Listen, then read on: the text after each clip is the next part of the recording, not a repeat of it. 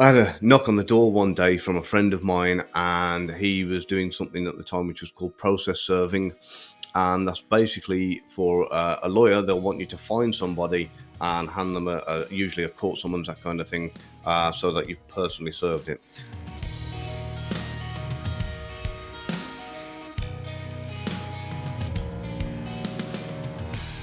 All right, we're live with a former spy and world-renowned body language expert. We're going to put him to the test a little bit today. Gavin Stone, how you doing, man? Hey, I'm good, thank you. Yes, thanks for coming on. I appreciate you doing this. I know we got a big time difference, but we're making it work. And this, I think it's incredible. I started reading your book this week, How to Tell if Someone is Lying. You can see it right here. For those of you listening, go pick it up. It's by Gavin Stone. It's a really cool book about some of the methods used by the government and organizations and intelligence agencies on the art of not lying, but detecting if people are lying. And given the intelligence challenges that we've had in the last several decades, going back to even like the Cold War, Oh yeah. it's a really big deal. So how did you get started in intelligence and all that, and that craft? Right, so my story is far from the usual. I didn't go down the kind of orthodox route of most spies. I got into it a bit backwards. I had a knock on the door one day from a friend of mine, and he was doing something at the time which was called process serving. And that's basically for a lawyer, they'll want you to find somebody and hand them usually a court summons, that kind of thing, Okay. so that you've personally served it. And it got to the point where I got into it, fell into it accidentally, and I got really, really good at it. I got renowned at it, and then it went on from there to private investigations, then personal inquiries, then intelligence gathering, working for the government, and it just I ended up going deeper and deeper into the kind of same industry, and eventually rubbing shoulders with the right people, managed to make friends. Which, to be fair, it's probably the best description of what intelligence officers do is to make friends. You know, it sounds Yeah. crazy, but that you've got to kind of win somebody over, recruit them, and get them ultimately to steal secrets for you. Well, and you know, you got to get someone to trust you enough to break into that defensive shell that they put around them, and Hmm. kind of keep you at a distance. I call it stiff iron, giving people the Heisman. Um, you know, and get you got to. You know, I'm not an expert, but yeah, I would think the biggest challenge is breaking that shell, cracking that nut, and then getting them to feel vulnerable enough without feeling vulnerable to then start talking to you, because that's when the good stuff comes out. Yeah, and of course you'll have different approaches depending on your time limit to get the job done. So if you have plenty of time, if you've got your target and they say, right, this particular person, he's a person of interest, we want you to kind of see if you can recruit him as an asset, then what will happen is you will go out to start with, and you'll put him under surveillance. You'll establish what they call patterns of life (POL), and you'll figure out where he frequents, where he shops, where all the different things where you can arrange to do what's called the bump. Hmm. That's when you'll ultimately kind of meet up with this guy. It could be a golfing club, could be any number of places, a coffee shop, whatever. And if you've done it right, and you've built the patterns of life, and you've done your open source intelligence research, and you've got a good kind of background on this guy, it should be reasonably easy. I say that it's one of those things that you go in there, and sometimes you expect things to be reasonably easy, and you expect things like oh, he's an animal lover, just talk about your dog and you'll be fine, and they're not interested at all, and then all of a sudden they'll notice your watch and they'll go, oh, that's an Omega. Oh yeah, oh, I've got one too, and something that you didn't even take into account will end up being the talking point. So yeah, if everything goes according to plan, be very cautious. Well, yeah, So sure. I can't imagine like just wearing a shirt, wearing a watch, like you said, and then them saying, "Oh, my grandfather had an Omega or a Rolex or whatever," mm, or "My grandfather loves that brand of shirt," and then you go, "Holy crap!" Like I just built a connection with you on pure accident, but then you yeah. gotta think on the fly and just roll with it. So Hmm. like Oh yeah, yeah. you have to be good on your feet. Like I can't imagine. It's got to be one of the most difficult jobs in the world, just for the simple fact of you go in there with intent, with a mission, Hmm. something you need to get accomplished against a person who probably doesn't want to give it to you, and a curveball is not something that you want to have in the game plan. Like you can, I was in the military, and of course we planned for everything. Hmm. It seemed like we had an ops plan, a disaster plan for everything. Like you could dream it up. We were trying to figure out how to beat around it, and you can never have a Hmm. plan for everything. So what is it No, no. like going in that room knowing that there's going to be a wild card potentially? 9 times out of 10, you're going to get some kind of wild card that you're not going to see coming, but you got to keep your cool.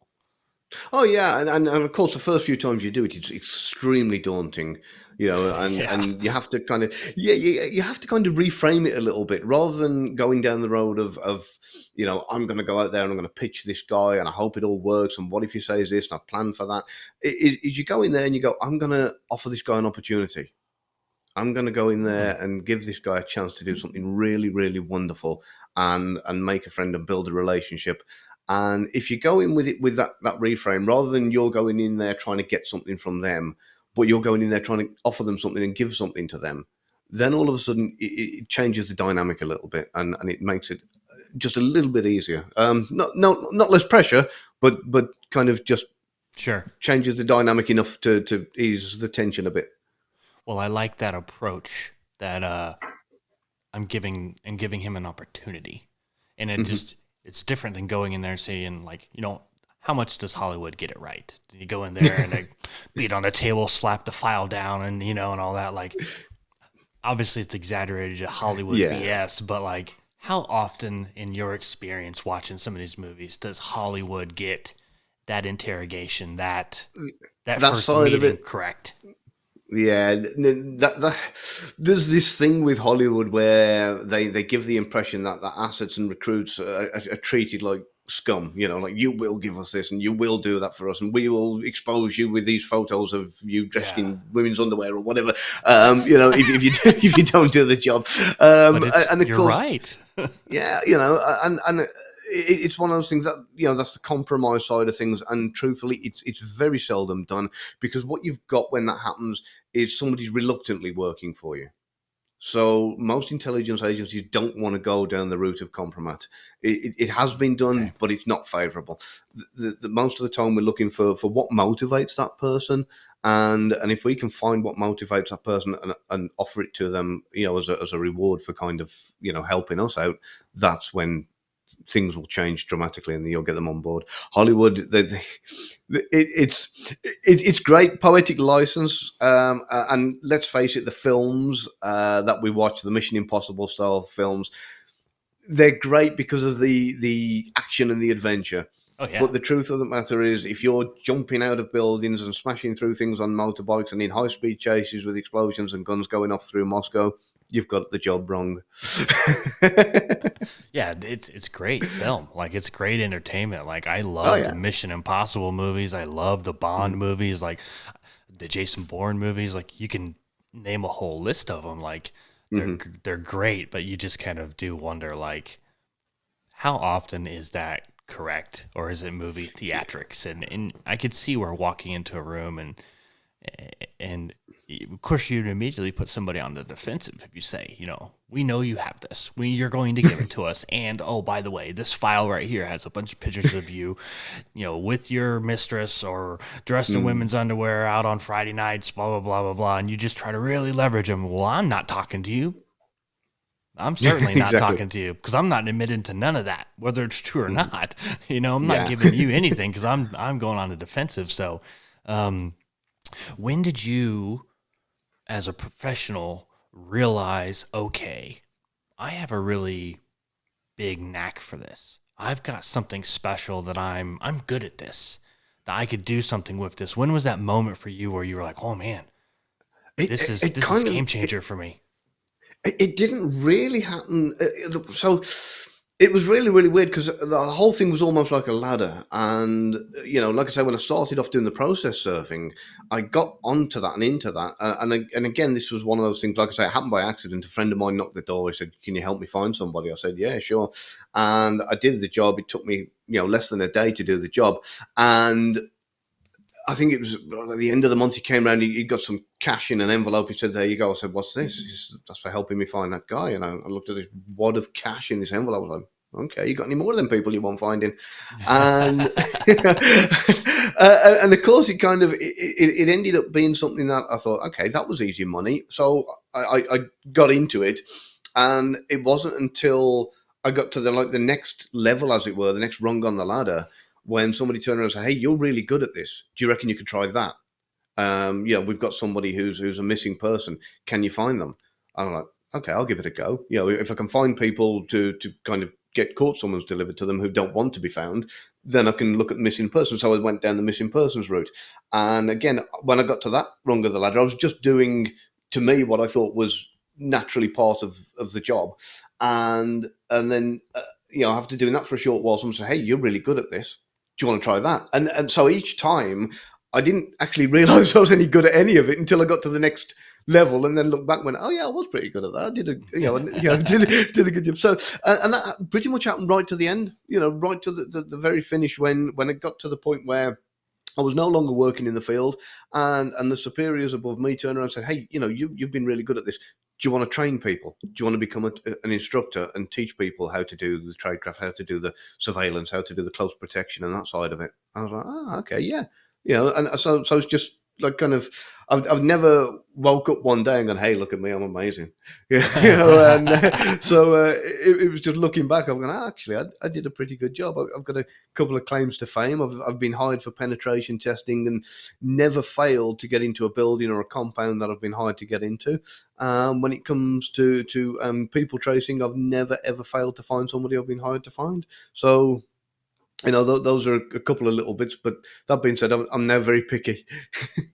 So you just said something that caught me. You said Mhm. penetration testing. What is that exactly?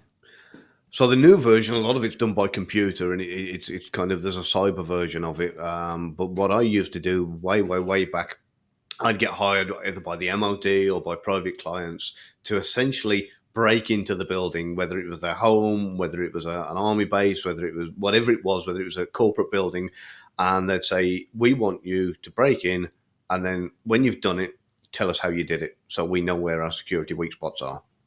And that was something I thoroughly enjoyed. It's Well, not a yeah, breaking great and entering job. sounds fun as long as you don't get caught. Exactly. You've got permission to break the law. It's brilliant, because this is kind of, it's a bit like playing Mission Impossible without the worry of getting shot or arrested or anything like that. You're getting hired to kind of bypass alarms or get through picking locks or whatever necessary precaution or measure you have to take to get into a building or a compound. So you get all the fun stuff without the risk. So for me, it was great. And then what afterwards, I'd write a is report and job done. what is and you can answer this if you can or if you even want to. Mm-hmm. What is the coolest place that you were tasked with kind of breaking into? Um, That you I can want tell to me. say Don't get yourself in trouble. that. So there's been a couple of corporate buildings in London, and there's actually a really funny story with the one where I got hired to do it, and I went home and I printed out a letter myself. I snatched the corporate logo. I knew who the CEO was, and I printed this letter out saying, I've been hired to do this job by the CEO. I faked the signature, folded it up, put it all in. And the truth is, when it comes to penetration testing, as much as I'd love to say, you're lowered down abseiling or what, it's a lot of the time you're hanging around in the smoke shelter, and somebody holds a door open for you, and you walk in with them after you've been chatting and building rapport for 10 minutes whilst they have a cigarette, or you smoke if you do, or whatever. So of course, you kind of, that's how you usually get in. Well, there's one particular building in London, great big office building. I think I was on like the 17th floor, and security, to be fair, were pretty on the ball when they come up to me, and the guy said, "Hey, what are you doing here?" And this is where it all went wrong. I pulled the letter out. I said, "It's okay." I said, "Look here, I've been hired by your CEO to do a penetration test and work out the security flaws and blah, blah, blah." And he looked at the letter and he went, "Okay." And wandered off and left me to it. I'm like, okay, that should have been the bit where, where you did something, Did he So even yeah, read the letter or did he just he, glance at it? he just glanced at it and accepted what I told him at face value, and just kind of went, "Okay." And that was it, straight back. And I was like, "Oh, wow." So yeah, that was obviously in the report of like, yeah, not the best reaction. Do you ever wonder, So like, what I put in this report could get people fired? I do. Of course, that's what you're And hired to do, and their job yeah, is to that's make sure that you don't. So they got to stay on the ball. Like I used to get it all the time in the military. Like they'd scream OPSEC, operational security, information mhm, security. Like it's not a joke. We're beating it into your head, but like it's not a joke. Like the smallest email could get somebody into the system, and then once they're mhm. into the system, the right capable people could do whatever they want to. That's they just gotta have, like you said a minute ago, it just could be smoking a cigarette and then building a rapport, and then a guy opens the door, you follow him in. Well, you're in. Once you're in the building, once Mhm. you're in the system, like capable hands can do whatever they want to. So, and I'm speaking to the choir, you know that, of course, but like that's crazy. That's Yeah, just insane to me that he just glanced at the letter. Like, yeah, and that wow. was it. And there's been other ones which there's one particular company that they used to they ramped up security all the time, again and again and again, and in the end they got to the point where they were testing. You know, an OTP, a one-time pad or a one-time pin. They were texting one-time pins to their employees every single morning. So, and every one of them had an individual one to get them through the door. They each had to go in one at a time through the door. I mean, the security was raised higher and higher. And all I did on one occasion, I rang up HR and I just turned around and said, "Hey, I forgot my pin. Can you give me another one?" "Yeah, sure." And they said, "It's 1, 2, 3, 4." And I was like, "Okay, thanks." Beep, beep, beep, beep. And I was in the building. That was it. And They didn't like, validate who you were, nothing. no, no, none of that. Not what's your employee number, what's your role number. None of these things. I give them a name. I don't even remember, truthfully, whether it was somebody that was an employee that I'd looked up or whether I just made a name up. I can't. It was that many years ago. But again, it just goes to show that a lot of the time, all the gadgets and everything, they are fun when you get to use them, but most of the time you don't need them. You just need your wits a little bit. Wow, that's crazy. That's really interesting. Did you ever get like caught? Like caught red-handed, Um, like you were able to get in, but eventually like you got caught. Did you ever get caught, like big time caught? Only on that one occasion where the security guard came and found me, which was brilliant. So most of the time I managed to get in and get out undetected, which was fantastic. Or if I was detected, it was after I was gone. Which So that was really, great. but really, you didn't get caught. You showed him that letter and he bought it and he walked away. Like Yeah. So yeah, that one's arguable, I suppose. now that is a Hollywood moment that they've gotten right before. You just happened Yeah. to live it, which I think is hilarious that that happened like that.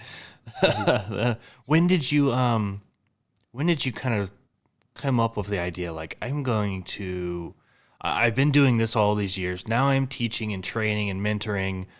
When did like, hey, I should write a book and drop my knowledge into the pages? When did that come about? So I'd gone from working in the field to kind of teaching and training, and I was doing this for both the government and as well as private companies and that kind of thing. Like there's a close protection company I teach for, and every time I was kind of speaking to the students, a lot of the time they'd turn around and say, "Oh, this is brilliant. This is wonderful stuff. You should write a book. You should write a book." And I kept hearing it again and again. And one day I just thought, you know what? Actually, I probably should. I should give it a go. And I remember the first time before I did the one that you had there, the How to Tell If Someone's Lying book. I decided to try and write a fiction novel, but it was autobiographical. Excuse me, and it was meant to be based on the things I'd done and how I'd got into it and everything that had happened. And at the end of it all, I thought this is going to cause so much trouble that if I release this, yeah, it's gonna create World War III. So I thought let's water it down and try a different approach. So I watered it down, and unfortunately, it was that watered down. It was that boring that by the time I'd read it back, even I didn't want to read it. So I thought this isn't going to work for me. I need to do something else. And it was a friend of mine from MI6. He's turned around and said, "Why don't you write it as fiction?" He said, because that way, then whatever you've done, you can put into the book, and it could have been something you did in 1998 that you put to something you did in 2001. You can put it all together in one story. So that's what I did. I wrote the book, the fiction book, which was everything in there is based on everything I've done. You know, it's all written from first-hand experience. And while I was going through the editing process of getting that kind of out there, I'd written the How to Tell If Someone's Lying book in the gaps. And it was meant to be something that it was going to complement the lessons I was doing and the teaching I was doing. I was going to say, look, you know, there's no way in a short amount of space I can give you the years of experience I've had. Whereas I can give you a crash course and then give you a book to read, and then it's down to you to go away and practice it. And that was where the idea was born. And I got the book this week and I started reading it and I want to read a line. It's off of like the very first page 11, one of the first main chapters. And it says, if you do not know a person's baseline, then you will never know if they deviate from it, which I think really, like, to me, that told me everything about the book in one line, everything about your Yeah. craft in one line. It's so true. And again, I'm not an intelligence professional or anything like that. But it just tells me exactly what you need to know. Like, if you don't know who a person is, you can never tell when they waver from it. And then that's when they're getting caught in a lie, or they're not telling the truth, or they're beating around the bush, as we say. And for like people like me, that's not in their profession, like it takes me years. It took me years to know my wife, where I could know when she was lying to me about what she bought from Amazon or whatever it may be. But for you, you could have minutes, only days, and you have to establish that baseline quickly. How did you take everything from in your brain, what's up here, and get it onto the pages to write this best-selling book? That you're basically saying, you read this book, I can tell you, you will be able to know when somebody's lying to you. Yeah, so it's kind of, I've gone on the whole book is written on the premise of a bit like learning any language. You can't expect to read a book on how to speak German and then go to Germany and wonder why you can't speak the language. You know, you have to start with the small stuff and build up from there. So with that in mind, you know, that's kind of how I've based the book. Learn the one thing, the military term, Bob, brilliant on basics. You know, start with something simple, learn it, practice it, get it right, move up to the next one, and keep doing that until you've kind of, you know, established a good level of competence in each area. I read a book, oh man, it had to have been like a year or two ago at least, by an individual like yourself, but only here in the United States. I want to say, I could be wrong, what agency they worked for. It might have been the FBI. It was a guy who spent his life doing interrogations and polygraphs, and he worked, I think it was the FBI. He worked for them basically doing initial intakes of not just employees, but of like assets. And then, of course, when they brought people in to try to extract intelligence from them, like he did something very similar to you, to where he could say he was just an expert in looking at a person, reading their body language, watching their lips move, listening to what's coming off their lips, and knowing if what they were saying was true. But in his book, and I haven't read all the way through yours, you might do this too, but in his book, he actually took speeches from prominent like business owners and politicians here in the United States and like transcribed some of their speeches and said they were lying here, and here's how you can tell, because they repeated this line. And if you watch the video, he was nervous like this, and I was like, oh my gosh, like he is not just spilling the beans, he's calling people out. Like, I thought it was amazing. So then I went back and like I YouTubed different politicians and stuff. And like I started like, I just kind of took his notes and was like, oh my God. Like I don't want to take anything away from you guys, but like it was almost easy just applying those basic concepts. And I was going, I mean, I don't know if I was right or not, but like just applying those concepts, I was like, how easy is it in reality for people to lie?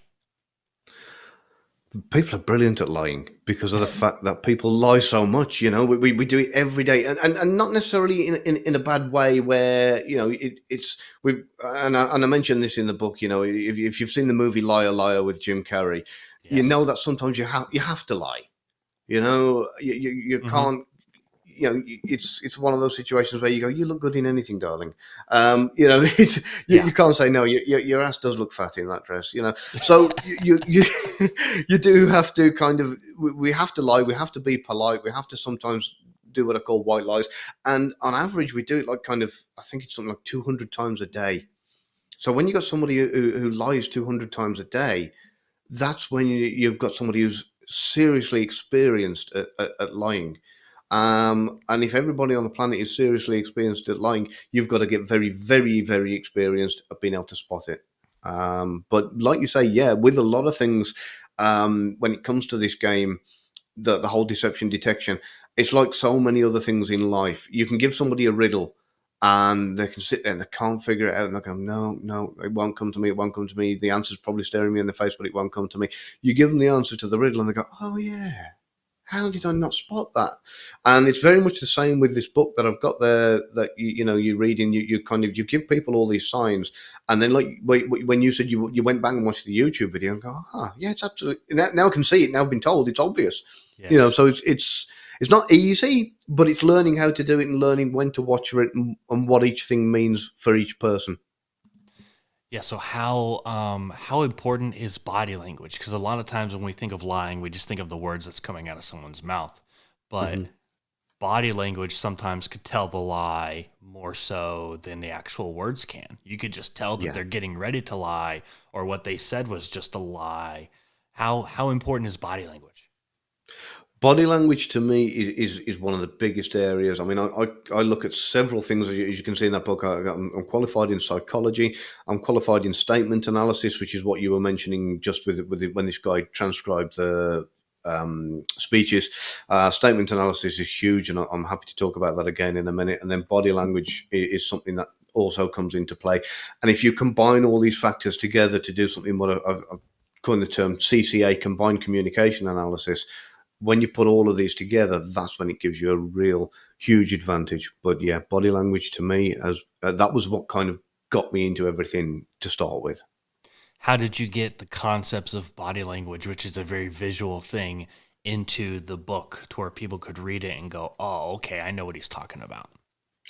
Yeah, I deliberately made a book with no pictures because I've seen other body language books out there, and what you're looking at with, unfortunately, with a body language book is people see a picture, and they wait for somebody to kind of hold that pose, Hmm.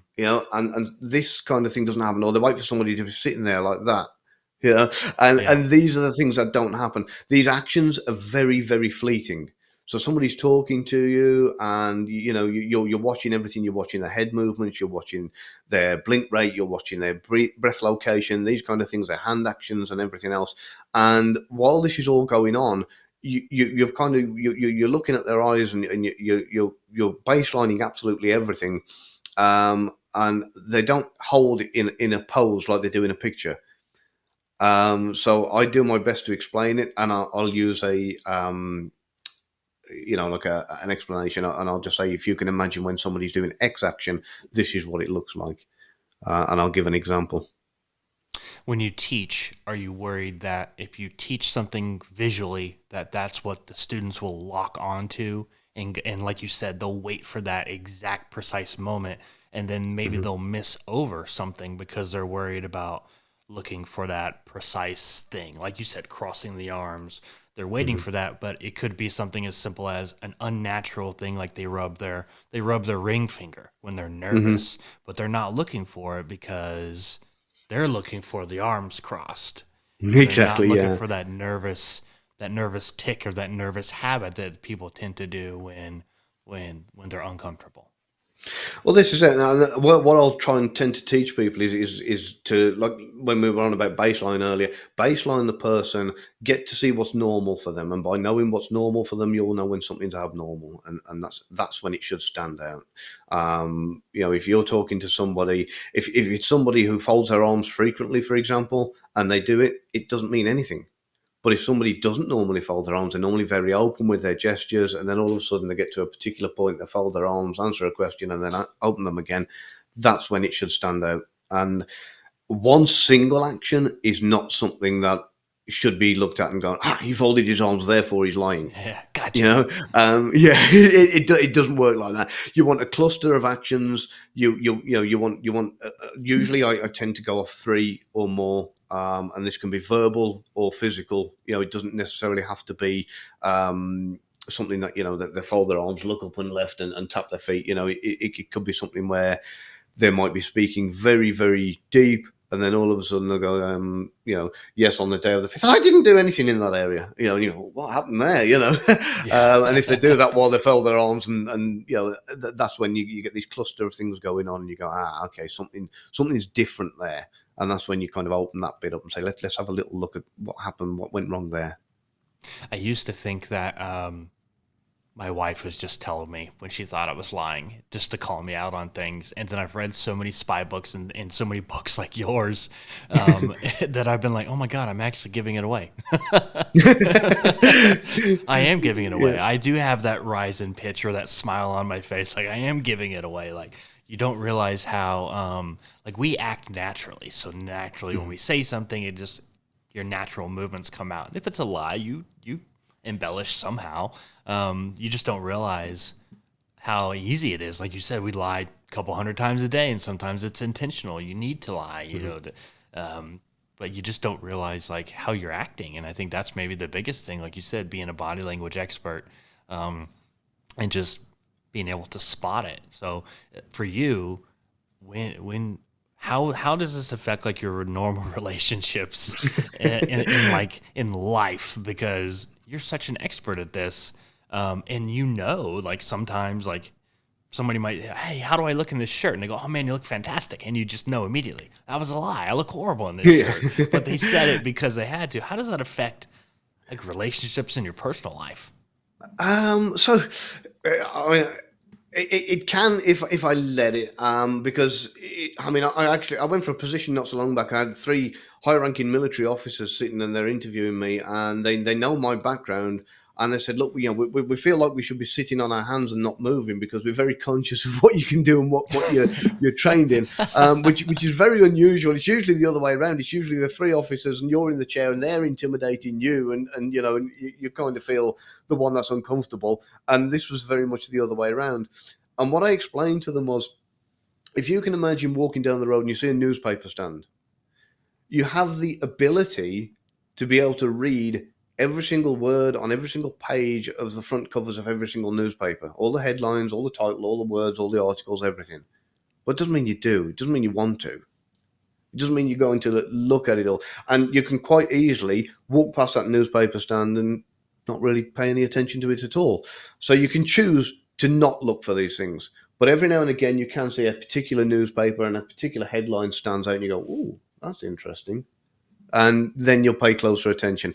And that's pretty much how I kind of live my life. I walk around. It's not switched on constantly. It's not something. It's not like I'd be bored if I sat and watched everybody doing everything all the time. Yeah. So what I do is I just kind of I remain oblivious to it unless something really, really stands out, and I see something or hear something and go, that's not right.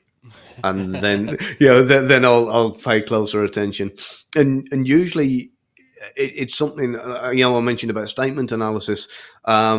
It's if you listen to people's words, 9 times out of 10, they'll tell you that they're lying without you even needing to look at body language. You can just listen to what they say. You can turn around and say, did you steal the cash out of my wallet? And they might turn around and say, I don't even know where your wallet is. You didn't get a no. Yeah. You didn't get a Good denial. point. You Good know, point. So I go into this a little bit and give examples in the book, of kind of, and statement analysis. It's really, really fascinating. I was actually taught by the creator of it directly, and it's something that if you listen to the words that people use, then 9 times out of 10 you can pick up the deception without having to look at anything else. Just those alone can be enough to give it away. Yeah, let's talk about statement analysis real quick because I find that fascinating. Because, like what you just said, and I'm taking a note here because I want people to really tune into this piece, because I don't know where your wallet is. Well, again, you didn't get a no. So, what is statement analysis, and why is that just as important, maybe, as anything else? So in statement analysis, it's a science within itself. I absolutely love it, and there's loads of giveaways with each and every area. I've used this for insurance companies. I've used this for police statements to find guilt, and you can usually find it within the statement. And it's just looking. I mean, one example was a car insurance claim, and the gentleman in his statement was saying, "I was in my car. I was driving down the road, listening to music, and my car started making a funny noise. I pulled over into the lay-by, and my car stopped, and it was my car, my car, my car." Then all of a sudden, he went to make a phone call to get breakdown recovery, and he said, "And when I got back, the car was on fire." And it had gone from my car, my car, my car to the car, and that in itself shows when something is it's showing possession. My Yes. car, my car. After the fact of the fire, he's no longer seeing this car as his possession. He's just seeing it as an object. And it had also gone, if I remember correctly, it had gone from something like my car to the automobile or something like that. It was no longer using the same descriptive word, and that in itself, they say there's no synonyms in statement analysis. Mm. So if you're talking about a murder victim, for example, and it goes my fiance, my fiance, my fiance, my girlfriend, my fiance, you go, hang on, what happened there? Why did she suddenly become his girlfriend in this particular part of the statement? What happened? So there's loads of things like that within statement analysis that you can look at and say, why was there a change? And that to me is great. That is great because you kind of get into their head for a minute because maybe Hmm. maybe they are the girlfriend, but he wants them to be the fiance, or maybe he has questions about it, like he doesn't want them to be the fiance. He's not ready for a commitment, like, and then you've kind of caught that vulnerability, like how what is that like for you? That's that aha moment where you kind of got your in, kind of like getting into the building if the guy's smoking a cigarette, like, Hmm. oh, my girlfriend. Well, I thought she was your fiance, and it's like, oh crap, oh no. Yeah.